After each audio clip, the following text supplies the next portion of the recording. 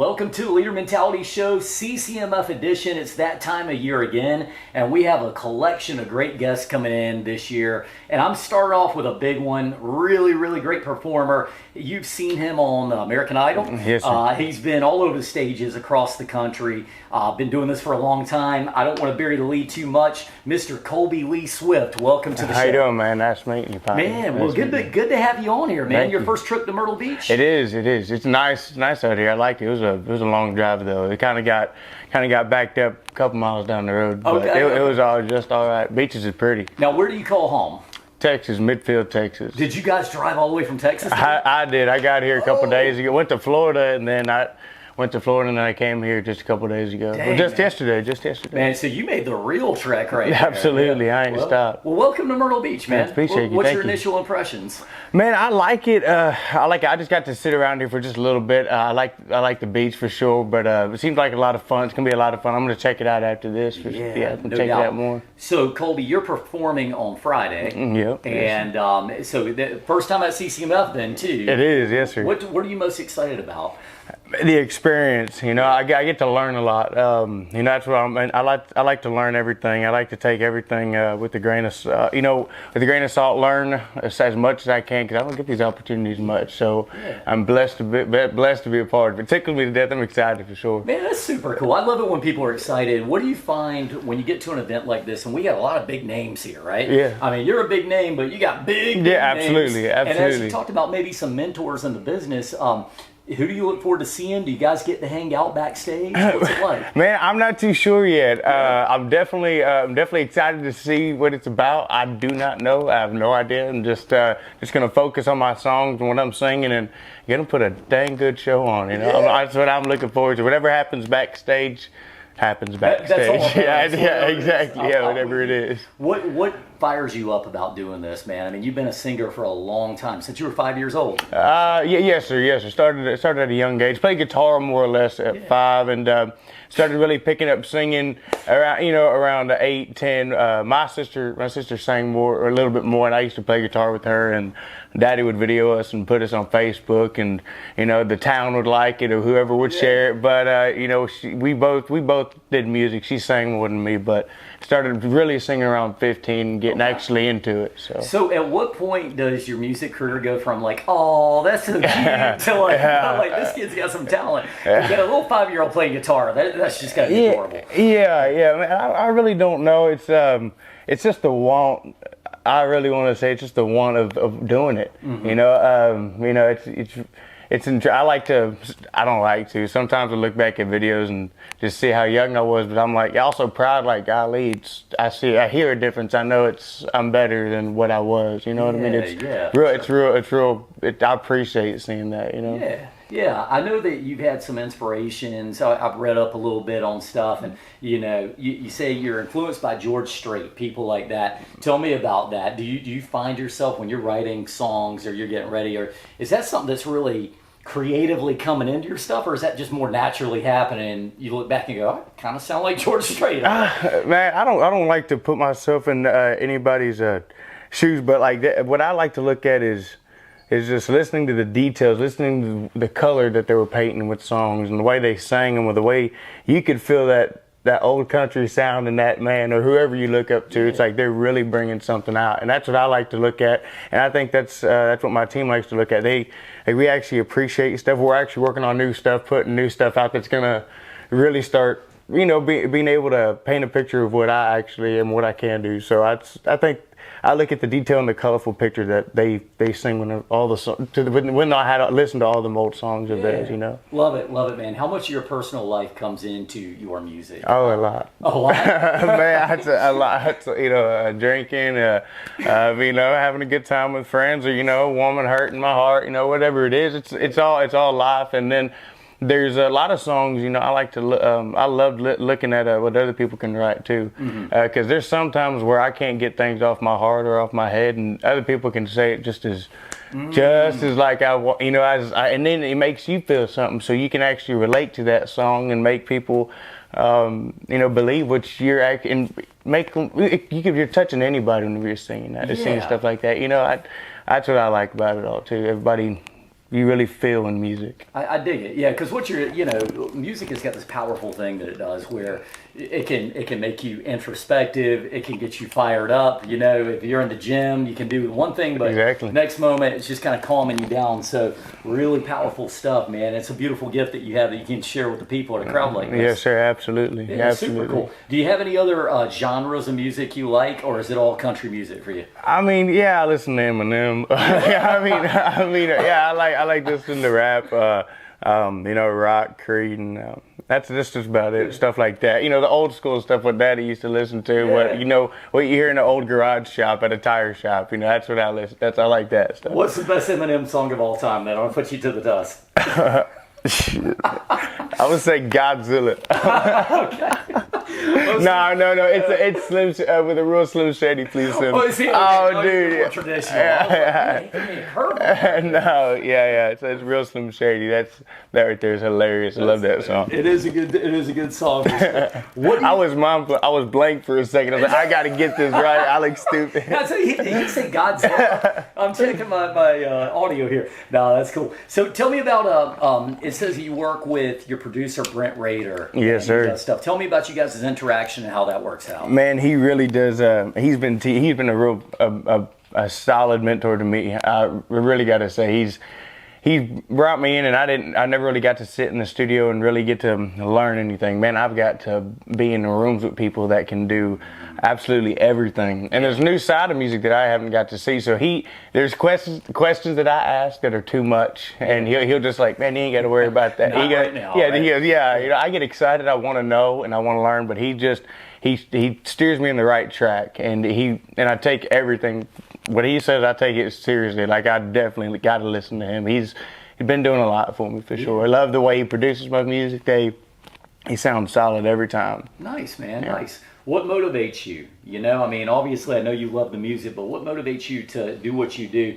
And what I mean by this is, in the road to where you're at, obviously, there's going to be setbacks, there's going to be detractors, there's going to be people who don't believe in you, there are going to be people who do believe in you, and you keep going. You're playing on the stage at one of the biggest events in the country. What motivates you, man? How do you get up every day? That's a good question. I definitely got to think. God definitely motivates me. But I don't see myself failing. Like, this is like, I'm not going to.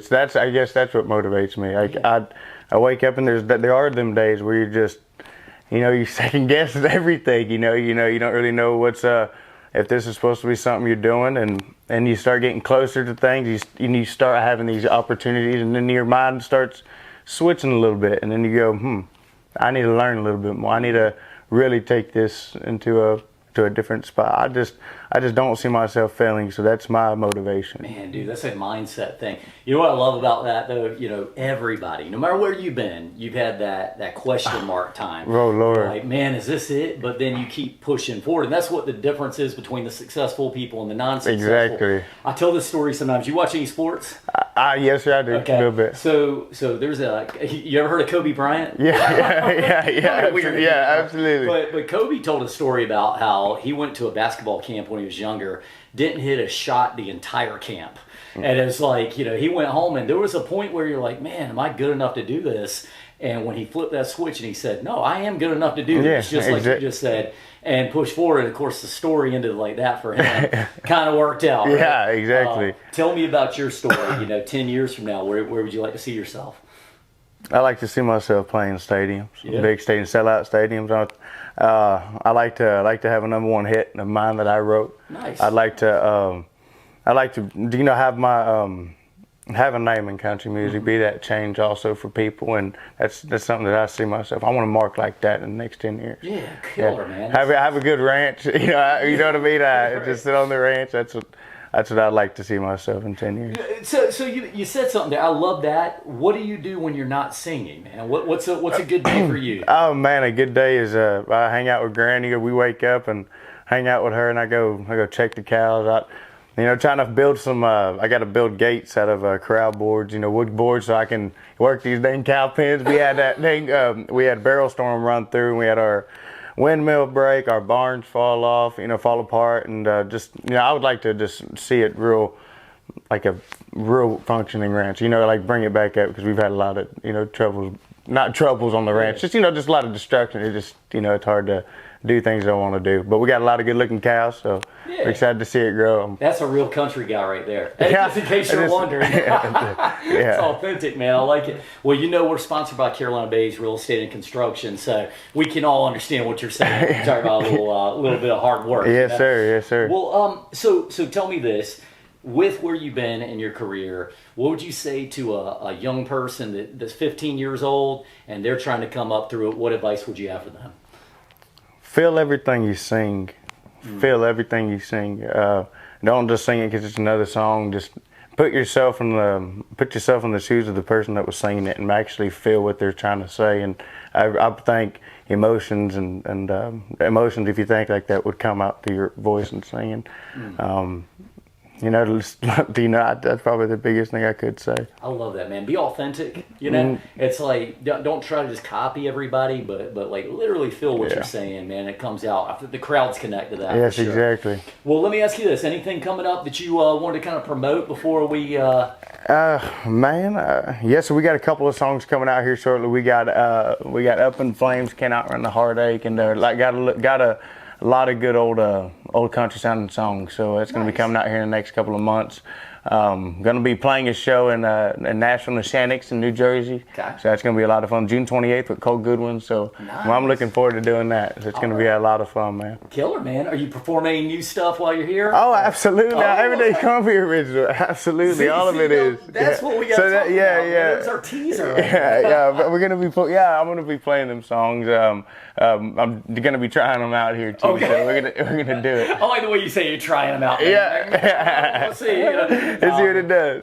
That'd be killer. Sounds good. Colby, I appreciate you coming on the show, man. You do a lot of great stuff out there. Thank you. And good luck to you guys as we get forward. Yes, sir. All right. Hey, guys, we appreciate Colby Lee Swift. Amazing young talent. You guys come out and see him at CCMF this weekend on Friday, and we'll see you guys on the next segment.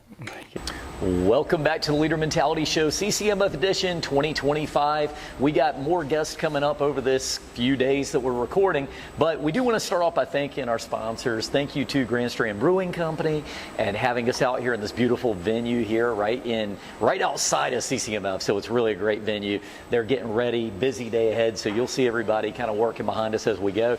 We also want to thank Carolina Bays Real Estate and Construction, of course, and our other sponsor, who has always been so good to us, is Ground Zero. So we have one of the best representatives you'll ever meet anywhere, and it is Carly from Ground Zero. Hey, Carly. Hello. Hi, everyone. Good to have you back for year 2 here. It's good to be here. Yeah, awesome. I mean, Ground Zero is such an amazing part of this whole area, Myrtle Beach, and you say the whole Grand Strand, really. Yeah. Tell us a little bit, for the people who haven't heard about it before, tell us a little bit about Ground Zero and what you all do. Yeah, so Ground Zero, we're located right in Myrtle Beach. If you go to pick up your wristbands at Will Call, or if you have questions for the CCMS staff, you're in the Ground Zero building. Yeah. And so we use that for events. We are a place for every teenager to go, belong, and grow, and we do that through life-changing experiences. So on a weekly basis, we have events for all middle and high school students. It's free for them to attend. They get a free coffee drink, a free meal. We have a live DJ, we have games, and we have a message at the end, and it's just building those relationships. Sharing, it's a faith-based nonprofit, so we're sharing just the gospel and the good news, and we also have concerts that we're doing. That's a big thing this summer. Nice. Is every Sunday night we're doing a summer concert series. So artists like Colton Dixon, I know Cochran and Company is one of them, Tasha Layton is one of them, and the Newsboys is the other one. And so Sunday nights, they're free to attend. We're blocking off Chester Street, and you can come set up a chair and listen to some good music. Man. But we just always have a good rotating list of events going on, all for the community. But no, one of the things about Myrtle Beach, and this show is viewed at different areas of the country, actually different areas of the world. And sometimes you hear these things about Myrtle Beach, and they're not always positive, right? People don't always have glowing reports of it, but it's these small pockets that come up that are really the anomalies. Myrtle Beach is a great community. And the thing I like that you just talked about is that Ground Zero is a big part of this. You know, you talk about community building, taking care of the kids, giving people a good quality thing to do when they're, you know, going home at night. It's like, what do I want to do? I'm going to go to Ground Zero and have a good time. So I think that's really cool. Who started this, and tell us a little bit about them? Yeah, so Scott Pacer started this. It'll be 27 years ago this month, actually, in Tennessee.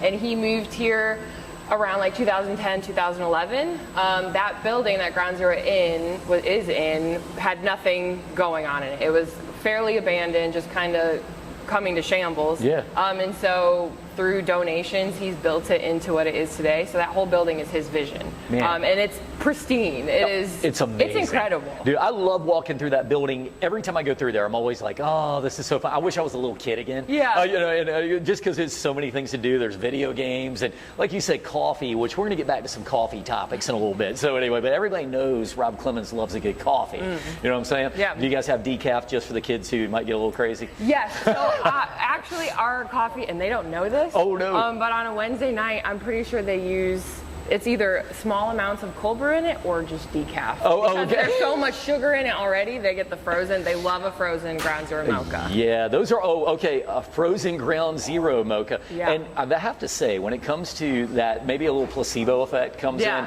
You know they're not getting any caffeine, but they're like, oh, I'm so buzzed. And they love the sugar. Right. The sugar buzz is there for sure. Why is it called Ground Zero? How did that name come out? So it's the point of impact.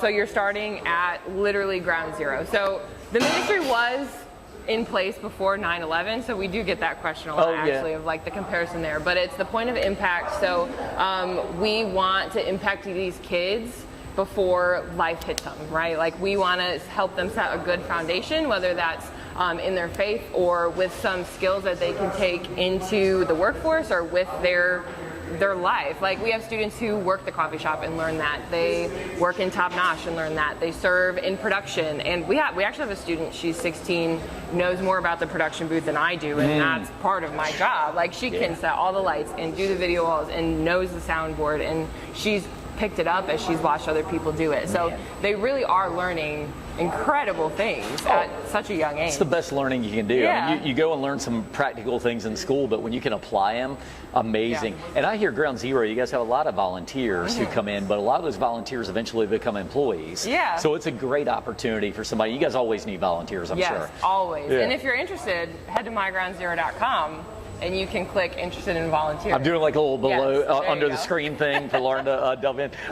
So let me ask you this: we're just coming off of the Ground Zero Dragon Boat races. Yes. That's an amazing event each year. How much money did that raise in the area? Ooh, I don't know the exact amount. I should know. It's over 100,000 though. Yeah. It was. I want to say it was over 200,000. Wow. Can you imagine that? Just what a great cause and that is. The whole community rallies around that event. That's probably my favorite week of the whole year. Yeah. Like that, the staff says it's like Christmas because we get to be at Market Common for a week. We're setting up throughout the whole week, but we get to see so many people in the community. There's thousands of people that come out and they're just having fun and they're all doing it for a good cause, and people are excited and competitive. I'm a sports girl. Absolutely. Love the competitiveness that comes with sports. You know I was on a boat this year. I know, I do. I saw you. Don't ask me how we did though. It was a humbling year. You know how I think in the Bible they talk about like perseverance coming from failure and whatnot. Yeah. I got a little dose of perseverance. So but you rebuild. You'll get better. You just got to keep. Year. Absolutely. I'm already hitting the gym, going back to the things. Well, Carly, I heard a little secret. You got some good stuff coming up. Tell me what's coming up on the horizon for you. Yeah. So I have decided to pursue a dream that I've had for a very long time, and I'm starting my own coffee company. And so it is called KEI Coffee Company, KEI. and it is a coffee truck built on the bed of a K truck, which is a Japanese construction truck. It's imported. It's 32 years old. It's a 1993, and it's neon blue. Okay. And so I drove by this truck almost every day. Love the trucks. It's a manual, and it drives on the right-hand side. Okay. So there's just a lot of quirks that come with it. But it's just always been a dream of mine. Someone asked me, like, if that's one of your dreams, if that's something you've always wanted to do, then what's stopping you? And I said, that's a good point. Like, what is stopping me? And so things have just kind of fallen into place. And so I'm actually building the bed out this coming week, but I have my machine. I'm practicing drinks later tonight, and I should be out and about in the Grand Strand in a little over a week. When you say you're practicing drinks, so you're practicing making the drinks you've already designed. Are you also coming up with new concoctions? Yes, I love coming up with new menu items. And so I worked at a coffee shop for many years in college. And so that was one of the things I loved doing when we had downtime, is finding new flavors. I created a cinnamon roll latte at that store, and that was one of the most popular ones. But I just loved working there. I helped roast the beans. I loved getting to know our regulars, and they just become part of a really strong community, and it's so fun. And actually, that's whose beans, I'm going to use their beans. So I talked to them, and they, fun fact, they wholesale their beans to the studio in Georgia that films Marvel movies. So all of those actors will be drinking the coffee I'm selling. Oh my gosh. The Rock loves a 2-shot Americano Black.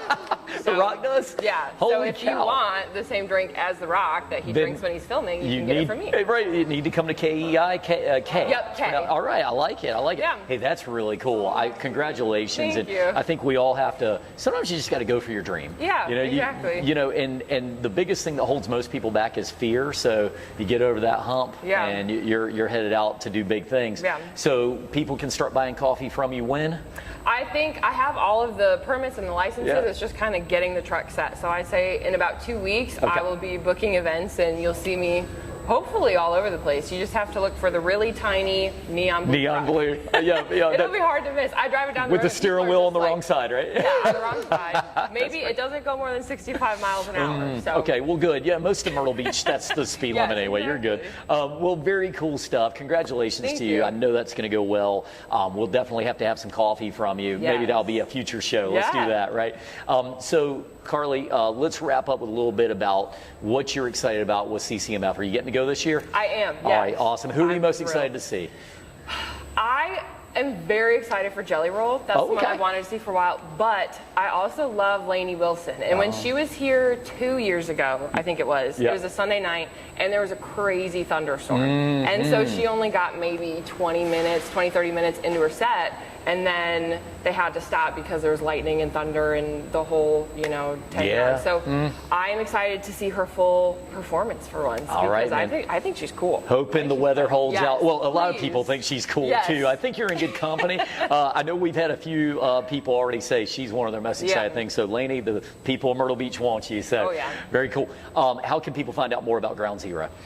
You can look them up on social media at Ground Zero MB, or go to mygroundzero.com, and that'll get you all the information you need. All right. Hey, Carly, thank you again for being here. Thank you for having me. Always a lot of fun. Good luck with your venture. Thank you. And we will see you guys on the next segment of Leader Mentality Show, CCMF. Back here over at the Grand Strand Brewing Company, one of our sponsors for the show and the venue that we're recording from right now. Beautiful place. Come out, have some food, have some drinks, and just have a good time as you're going to CCMF this year. So, and we also want to thank our other sponsors, Carolina Bays Real Estate and Construction. Thank you to Ground Zero. And of course, none other than the Greg Rolls Legacy Theater in North Myrtle Beach.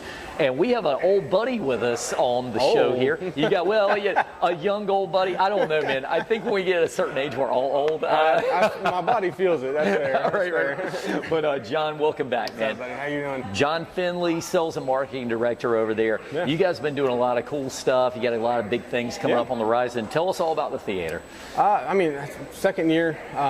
First year went really great. Had a lot of things to learn. Big learning curve. Oh my goodness, you go into a new business and you do your job and you learn that, but man, building something from the ground up was just, I'd never done it. A lot of us never done it, so it was a lot, but we've we've hit a good stride with some things. We're still learning some things, but you know, we've got a lot of things coming up, a lot of changes coming up, a lot of music and concerts coming. There's a lot coming up for sure. Man, when you talk about things that you learned in year one when you were building it, I think we can all relate with this. You know, you try out something, whether it's a new job or a new business venture. So we all know what that feels like to be like, oh, that didn't work. What's something that you think you could share with the people that's a difference that you're doing now? I mean, just for me, you know, there's stuff, you know, I do, like you said, sales and marketing. And for me, marketing, a big part of it this day and age with technology developing and stuff is just how to get information out, whether it's, you know, if you want to be serious about it and put it on Facebook, if you want to be silly about it and put it in, you know, a reel or TikTok, learning the social media side of stuff. And I'll tell you, that in itself is a full-time job. My goodness. Well, I can imagine, because when you get into social media, there's so many different ways about going about it on each platform. What do you think is your most successful medium for your venue? You know, honestly, I think it's changed. Okay. And I've learned there's different things that go different places. Like for us, we do the dad jokes. Everybody loves the dad jokes. It's probably one of the biggest social media draws we have. You know, but you learn, you put that in certain places at certain times. You know, people on Facebook really love like those behind the scenes, personal, intimate, like photos and stories with the photos. You know, we've started doing a bunch of silly little TikTok videos that we put. It's fun to do that, but trying to get all of that filmed and edited. That's a lot, man. It's a lot, but it's really fun. I do enjoy it, and the cast has been really great about, you know, participating. We got the box office people involved, so people are starting to get to know other people besides the cast. I saw that, and I think that's smart. I think any good business, if you can show your people in a good light and what they're doing on a day-to-day, you can connect with that. Yeah, we actually had someone, I want to say it was at Christmas, came up, and one of our ambassadors was behind the concession stand. And this was the first time that they had been to the theater, and they go, oh, I saw you on TikTok. I was like, that's what we want, right? Yes. It's the celebrity effect thing. I think the biggest thing for our theater is the personal touch to it. You know, they feel like family, whether it's online or in person at the theater. You know, they really feel like they know them, and that's exactly what I need to do. That's my job. Absolutely. Well, and that's a good point. When we talk about why go to the Greg Rose Legacy Theater while you're in Myrtle Beach doing whatever else you're doing, you head on down there, and it is a family kind of a feeling. It's a more cozy setting, and you have all these great songs from different genres, and over a long period of time. I mean, you know, they have the things that you're going to hear if you're a baby boomer, you can enjoy, all the way down to being a millennial or even a Gen Zer, I think. That's exactly right. And you know, like you said, with our show, we often change big sections. Most every night, they each of the cast members has their own like 20-minute segment. They'll change songs out of that, you know, literally every night. I've had this question in my head. Oh, boy. Like, I know now Greg does this, hey, songs from the audience, like requests from the audience. If you, like, what if you threw him something like, hey, man, play some Metallica? What would he do? I would probably have a heart attack if he played Metallica. I know. Now, the thing is, I think Kenny, our guitar player, could probably play Metallica. He's good, man. But I would love to see Greg sing Metallica. It would just be interesting. It's not really Greg's style, per se. Not. But I just think it would be interesting because, and I use them, I almost use any kind of thing like that just gets so far out of the comfort zone. But it is a lot of fun, man. He always kills it, whatever he sings. And I think the thing that they're all learning, because I mean, you know, a lot of them came from the Alabama Theater. You know, he was there for 22 years. Chris and Jason were there for like 19. What they're learning is they can do that kind of stuff, and it might be silly, it might be weird, it might be uncomfortable, but like people love that because they've seen them in one style or one format.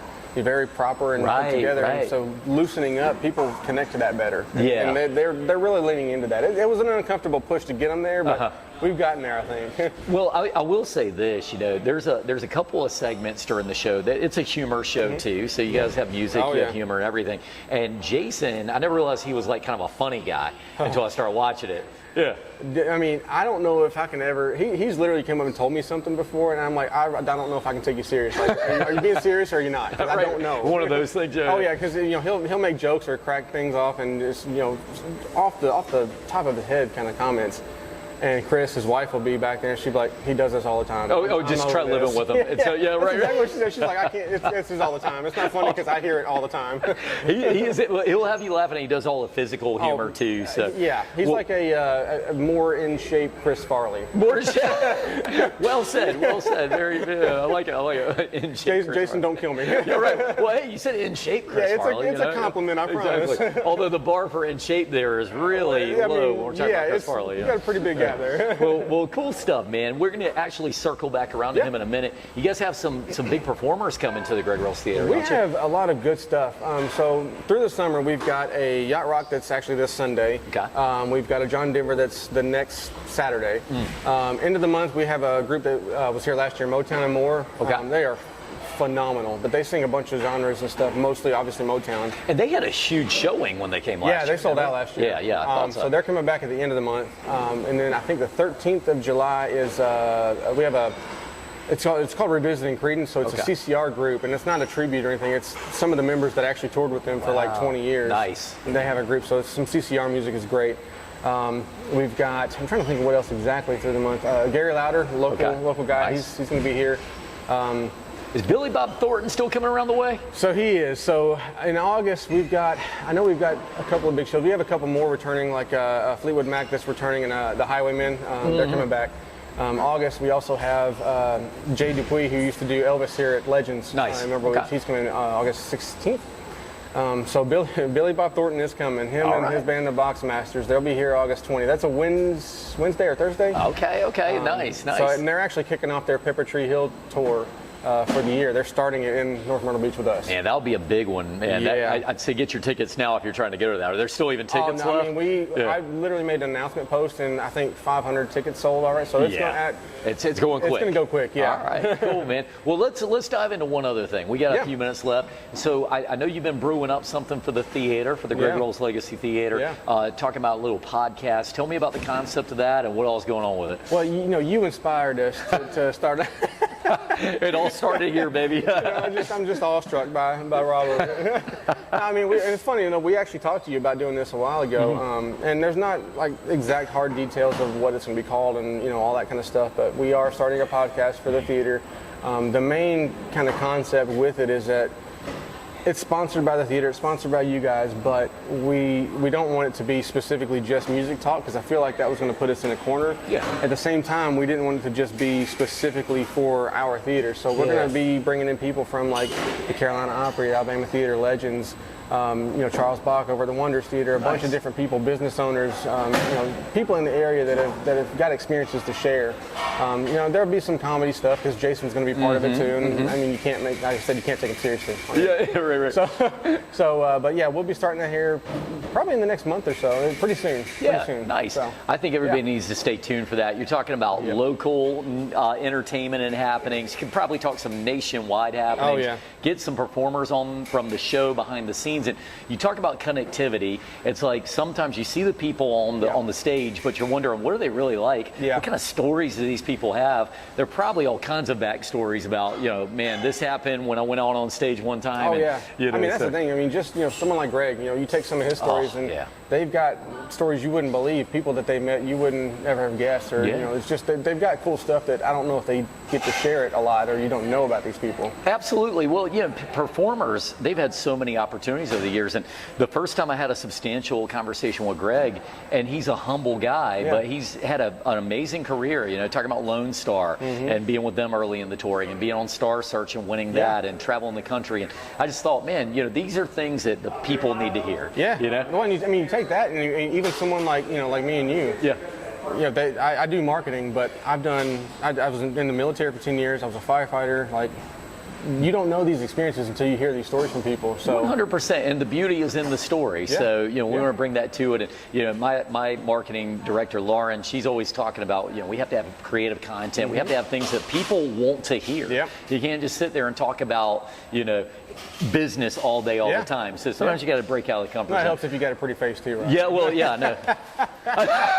Oh, you weren't talking about me, were you? Anyway, well, hey, man, I'm looking forward to joining you guys on that podcast whenever you want to have me. Yeah. You know, we're going to come in and we'll just have some fun, man. Light it up always. Well, listen, how can people find out more about the Greg Rolls Legacy Theater? Yeah, you can give us a call, 843-663-3600. You can visit grltnmb.com, or you can stop by. We're at 701 Main Street, right north Myrtle Beach. Man, you've done that a time or two. Man, Couple John, times. thank you for being on, man. Always fun. And by the way, we have some more guests coming up on the CCMF edition of the Leader Mentality Show, and we'll look forward to seeing you guys soon. It is our special CCMF edition 2025. We are in a special place today. Might look a little different than what you Leader Mentality fans are used to seeing, but we are back. I'm going to say backstage. It's country music time. We're backstage at the Grand Strand Brewing Company, so we're having a real authentic look, man. This is a little different than your other interviews, isn't it? It's pretty cool, man. This might be the coolest interview scenario I've done so far. Yeah, this is cool. right, exactly. Well, guys, fans of the show, you guys know that we're all about uplifting. We're all about the journey. We're all about leadership. We believe everybody can be a leader, and our goal is to uplift you. But sometimes leadership is not the easiest road in the world. And there's a lot of bumps that you might go through in your path to inspiring others and getting to where you're at. So that's why this CCMF edition is so important to me, because I'm having some of the best in the world that are out here at Myrtle Beach being asked to perform in front of thousands and thousands of people, and we want to tell that story. So I got a great guy today. I think he's going to fire you guys up. This is Mr. Trey Calloway. He is Songwriter of the Year, Texas Country Music Association, 4-time, and if I say anything and I shortchange you, let me know. No. 4-time Josie Music Award winner. He's been a Carolina Country Music Song of the Year recipient. 1.5 million streams on Spotify. It's closer to 3 now. 3? Man, ever since I wrote this, he's already up 1.5 million more. If you do give any stats and they're wrong, just overinflate it for me. He must be at least 3 million and one right now, I'm sure. But well, man, welcome to the show. Good to have you. Me, Rob. It's good to be here. Well, I know you have a busy week. What all's going on for you right now? So this has been a crazy week. So I did my first, not only am I doing my first ever Carolina Country Music Fest, I did my first Nashville CMA Fest this week as well. Wow, okay. And Wednesday I got the amazing opportunity to play a thing called Country for a Cause, which is for the Vanderbilt Children's Cancer Research. They give all that money to them, and it's at 3rd and Lindsley. Nice. World famous music venue. And man, they had the Jimmy Fortune from the Statler Brothers, all these old Opry stars. The Oak Ridge Boys were there. It's just insane, and I got to open the show, and we went out there, and my guitar player, Austin Crum, and we had a fiddle player named Sean Bailey play it with us, and he plays with Josh Turner. Austin plays with Shenandoah a whole bunch. So, man. I mean, I had some of the best players in the world up there on stage with me, and we rocked it, man. They really came through for me. And then I went and did my first ever autograph signing at CMA Fest the next day, and did 2 booths and did a couple pressers and a bunch of interviews. Signed about 250 autographs, which was the first time I'd ever signed that many. How's your hand doing? Yeah, my hand was hurting. So. But it's just been an amazing week, and then so I drove down here, and I don't have a tour bus yet. So it was me and my pickup truck and my guitar in the back. Now that's legit, though. That's what we want to hear. We don't want to hear about these tour buses. The road days. right. And so I got to play. I played a couple of gigs while I've been in town.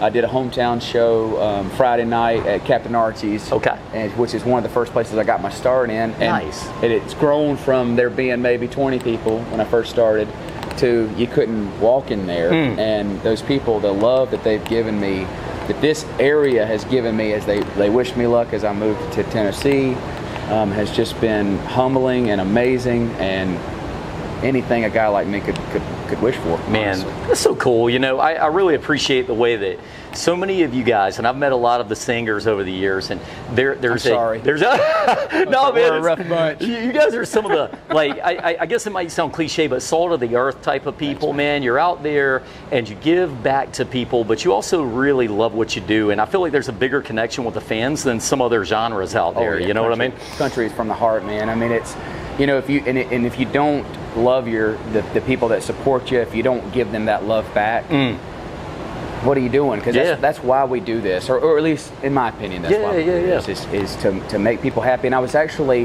if I can tell a quick story. Absolutely. I had a guy, I believe his name was Brett or something. He was escorting us from the signing booth that we did back around the festival at CMA Fest, and we were walking, And I just had this moment of seeing all those fans there and people that didn't know me from Adam, but were coming up to me that thought, hey, you know, I want to take a picture with this guy. You know, you never know. And I told the guy, I said, you know, we get to create the soundtrack of people's lives. The first time they fall in love, or their first kiss, or their first, you know, party where they get the courage to go up to that girl, and that's they might hear that song at the right minute, and it gives them the courage to walk up, and then 20 years later they're married and they got kids, and it's all because of that song. I completely agree. We create the soundtrack of people's lives. You create a soundtrack of people's lives, and I get chill bumps when I think about it. I can see that, man, and it is a powerful thing. And the thing I think is so cool about it is music has the power of emotion. We've all been driving down the road, and you know, like a sad song comes on, it puts you in a mood. Sometimes an upbeat song comes on, it puts you in a mood. So you guys have an ability to contribute to people's emotions during the day. That's pretty neat. Well, let's go back to that cancer thing real quick. How did you get involved with that? So I work with a fellow named Scott Sexton, who is very connected with the Grand Ole Opry, all those guys, and they started. He's a board member of one of the people that run Country for a Cause, and I begged and begged and begged. I had to beg him. I said, hey man, please let me be a part of this, because I think I have something to offer. I think I can come and do a good job for you. And I finally got it. It took me a couple of years, but they finally, you know, because you have to be doing pretty good. For sure. You know, so they finally let me do it. And I wasn't going to squander the opportunity. I went in there. Do you hear what he said? They let him do it. Yeah. You're talking about raising money for cancer. Yeah. And like to me, to hear you say it like that, they let you do it. Yeah. That's a beautiful thing, man. And congratulations to you, man. I had to beg. Okay. I'm not too proud. Well, you know, a lot of people, it's like they're trying to twist their arms to get them to go do something. Here you are, and you're saying, I'm volunteering it. So I love that. Well, tell me a little bit about what it's like from your standpoint when you know you got all these events stacking up. It's got to be some pressure. There's got to be some things that go through your head. You know, you're talking about going from one festival to another festival, autograph signings, raising money for charity. Tell me a little bit about what the weeks leading up to that are like. What kind of pressure do you have, and how do you handle it? That's a great question. So, if I'm being 100% honest with you, the music part has always been the easy part for me. The show stuff, playing a show, I'm the guy you want to give the ball to with 2 seconds on the clock when it comes to performing live. Okay. I'm always ready to do that. Stage fright is not really a thing for me. I don't know why, but I never get stage fright. But the challenging part for me is the mental stuff when you get home after a show and you're sitting there and you're alone and you're reflecting about your career and the steps that have taken you to this point, and the struggle and the grind, because it is a grind. Anybody out there who might be trying to do music for a living or anything like this, it is not easy. It is not easy. There have been times when I've wanted to quit, and my lovely wife has talked me off the ledge several times. I actually was close to quitting music about 3.5 to 4 years ago. I'd just been doing it for a long time, and I was burned out, you know. But I met her, and she changed my life, and she re-inspired me. She re-gave me that confidence back. And you know, you talk about being a leader. A leader is not somebody who comes in and says, this is the way it's going to be, I'm going to take charge. I tried that for a while in my earlier part of my career, and it doesn't work. You have to surround yourself with people that you believe in are capable of doing the job without you micromanaging everything they do. Man. You have to have confidence and trust in your friends that they're going to have your back, and then when you give them that freedom, 9 times out of 10 they go the extra mile because they see you believe in them. Man, 100%, man. With bands, with people you work with in the industry, when you put your confidence in people and treat them with the dignity and respect they deserve, you get so much in return. 100% thing that we need to talk about. You know, this applies everywhere too. You're talking about country music scene, you're talking about leadership in that way, but it applies everywhere. This isn't about, you know, now I'm in charge, everybody do what I told them to do, but can you inspire others? The thing I really appreciate that you said, I'd love to elaborate on it through your story, is that there are times where people want to quit. It's times where all the pressure is coming down on you, and you keep going. Natural. And sometimes somebody becomes a leader for you without you even knowing it. You know what I mean? And yes, so sir. that's Absolutely. what she did for you, man. And that's very powerful. A great point you just made. Well, very well said. Yeah, man. Well, you know, this is something that I like people to hear, because it's not really inspiring for people to hear that, you know, I started singing and then I was on the CMAs and then I won my awards, and it's all been, you know, no, let's talk about the real stuff. So very cool. No victory is sweet without sacrifice. 100%. And that's just the honest to God truth. Man, love that. Hey, tell me a little bit about how you got into the singing game like this. So I started singing probably around the age of 6 years old. I've been singing since I was about 6 years old. My father was a Pentecostal evangelist. He also worked construction. So at the same time as working construction, he was an evangelist, which is, for those of you who might not know, it's a traveling preacher. We were Pentecostal, and so he would go and preach revivals at all these churches, which is like a country singer going on a tour. Right, it's a preacher tour, basically. And he would less autographs probably, but less autographs. Yeah. Right. More mustard colored suits. right. More purple suits. A little bit of dab in the head, and you know, all right. Yeah, absolutely, man. So he would go and preach, and I would sing before he would preach his sermons, and so that got me the music bug. I sang contemporary gospel and Southern gospel up until probably the age of around 12 or 13, and my mom and dad bought me Country Gold Greatest Hits disc that had Loretta Lynn and George Jones and Waylon Jennings and Merle Haggard and all those great artists. And so I discovered my walk with country music was discovering the roots of it very early on. And really, my mom and dad said, well, if you're going to sing country, we want you to know what country music comes from, what it is. Okay. And I also had the Southern gospel background as well, so that sound was ingrained in me from a young age. Then I started listening to Jason Aldean and Luke Bryan and Billy Currington and Chris Young, and which is crazy because one of my next singles coming up was written by Chris Young. Really? It's a full circle moment. It's crazy that this guy I grew up listening to, on my next album, there's a song that he wrote on there with my buddy Anthony Smith, who wrote "Tomorrow I'm Gonna Leave Here," big old #1 hit for Chris Young. Nice. So they wrote that song, and they let me record it, man. You were on your way up right now, trying, man. I'm glad I got you now. I won't get you 2 years from now. That's not true. We were just talking about that. No, I can tell you're a leader. I mean, honestly, I can tell. You know, you inspired. I remember when you walked up to me over there. We just met. And I looked at my wife. I said, he's got a magnetic personality. I liked him from the get-go. Man, I appreciate that. You know what I mean? I can tell it's a good thing you're doing here. This won't be the last time we work together. Well, hey, man, definitely. And I'm hoping you're going to come back to Myrtle Beach with us. Now, I have to talk on this. You know, I'm a PK myself. Yeah. So did your dad ever want you to follow in the evangelist's footsteps? He did. He did. All right. He did. Either that or construction, and you didn't either. Well, so the thing about it is I still have that message inside my heart. Yes. I put a gospel song on every single album, if not two or three gospel songs. You know, I love singing about the Lord. I love singing. I mean, I've been known to be in the most rowdiest honky tonk you can imagine, down in the middle of nowhere, Georgia, and sing "I'll Fly Away." Wow. And that entire crowd of people with beers in their hands will sing "I'll Fly Away" with you. You know, that message is as true now as it's ever been. It's a cool thing when you can do that, and we talk about giving an emotion, giving the spirit, man. And I very did work cool. construction for a little bit. Yeah, well, okay, all right. During the pandemic, I went to work because there was no music. I went to work construction with my pops. All right. What kind of stuff were you doing? Give us a little taste. So my dad was, while I was a kid, my dad was an electrician. Okay. He did electrical work for all of my years growing up, and then he got into the commercial playground building business, which, like, if a library or a school or anything like that, any kind of public place needs a playground, they'll hire my dad's company and they'll go do it. And it is, everybody thinks playground's kids eat.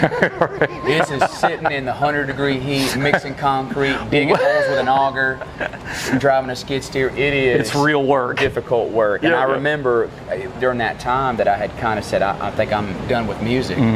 I remember the sun was just baking on me, and I was shoveling mulch or doing something, and God spoke to me and he said, "This isn't what you're supposed to be doing." That was what got me. That was one of the things that got me back into playing and giving it another chance. And 3.5 years later, I'm so glad I did. Man, Very powerful story, man. Yes, I appreciate you sharing. Man. And by the way, it's always tough on these because I meet a guy once in a while I know I could do like a 2 or 3 hour show with, and I got to cram it down in a I've little got bit. all the time in the world for you. My set's not till 8:30 at night. So I stay with All you right, Lauren, reset the camera. Let's Sounds get. good. Sounds good. She gave me a thumbs up. No, well, let's talk about a couple more things, and I want to give you some time to talk about what's important to you.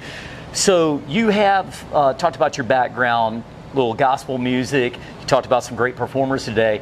Who is a performer that you think is on another level? So I am a big fan of the 90s country guys. Okay. George Strait, Garth Brooks, Alan Jackson. Those are probably my Mount Rushmore. Yeah, and if I had to add one more, it'd probably be Clint Black. Okay, nice. So if you take them guys, and I love Johnny Cash too. I got into Johnny Cash's music from an early age as well. Yeah. There's a purity and a gospel note in his music. He definitely as well. does, man. He has that undertone always. Johnny Cash The fan. coolest thing about Johnny Cash is if you watch his career, he was singing songs until the very end, and you could see this arc in his whole personality, man. Very interesting. That's why he inspired people. I think he was an imperfect man, and admittedly so, and people are inspired by that. Yeah. When they know, you know, man, I don't wake up every day perfect. I'm just like everybody else. Johnny Cash had that. Everyman quality. Yes, sir. We can all relate to that, Absolutely. and that's a very important thing. You performed last night, and you're performing today, right? Yes, Tell me about how the performance went yesterday. So you're talking about the Captain Archie's gig? Yep. It was, you could not move in that place. The energy was insane. I put a band together of fellas that used to play with me around here before I moved to Nashville, and they're Nashville caliber players. I mean, every single one of them just plays their butt off. Tyler Hughes, Greg Ford, and Dale Baker played the gig with me. And man, I'm not bragging, but we brought the house Okay, down. all right. They tore it down. All right. Tore it up. And so now you get to go do it at We CCMF. played a 4-hour show without taking a What? break. What? Like you didn't have to go to the bathroom or anything? I drank about 14 glasses of water, man, and it was Sweat it all out. I'm not used to the humidity at the beach anymore. I left and went, and it's hot in Nashville, but it ain't. Yeah. It ain't the heat; it's the humidity. Yeah, I've heard. She's back there shaking her head. She's going, "Yes, folks." That's nothing like it in And the middle wearing of the blue summer. jeans and cowboy boots when it's 100 degrees and humid. It's not always the best combination. But you still got to have the look. Sacrifice for our Right. for our art. For our people. Oh, well, that's cool stuff. Trey, what else you have coming up for next year? Like, tell us what the next year looks like. So I'm working on a new album right now. I've got a new producer, a guy named Brandon Hood that I'm working with, and he's working with Tom Myers, who's blowing up right now. Mackenzie Carpenter, she's blowing up right now. She's becoming quite the Grand Ole Opry star, and it's kind of a cool thing. I went to see Zach Top at the Grand Ole Opry a couple months ago with my buddy Sam, and Mackenzie played right before Zach did, and I said, "That's Mackenzie Carpenter. See, my producer's her producer." Yeah. It's all these things are starting to click in place for me, and it's almost like I'm waiting for the other shoe to drop, or I'm waiting for, you never know, but it's surreal. And so we're working on this new album. I got a song coming out in a couple weeks called "She Don't Break It Like She Used to." Okay. All And right. it's honky tonk shuffles are back in style. Braxton Keith and all them Texas guys are making country cool again. And I was always country, so for me it's like I came to town at the right time. Right. And so we got that song. I wrote it with Terry McBride from McBride and the Ride. No way, man. Yeah, he wrote a bunch of hits for Brooks and Dunn. Okay. Wrote a bunch of cuts for George Strait. Now explain that song. Just give us maybe a one sentence overview. What does that mean? She don't break it like She used to break my heart all the time, but things are getting better. My heart's healing, and she don't break it like she used to. Man. She still breaks it every now and then, but All right, we can relate. All right, there you go. Nice. Nice. All right, well, Trey, man, I've enjoyed having you on the show. I hope you go and tear it up at CCMF. What time are you on today? 8:30. And you are on the Coors stage? Coors Banquet stage. That's what I Yes, thought. sir. Hey, listen, thank you Right. for being on. God bless you. And we'll have you in the future for sure. Bye, y'all. All right. Hey, everybody, we do appreciate you guys listening. Thank you to our sponsors, Carolina Bays Real Estate and Construction, Ground Zero, of course, the Greg Rolls Legacy Theater, and our venue, the Grand Strand Brewing Company.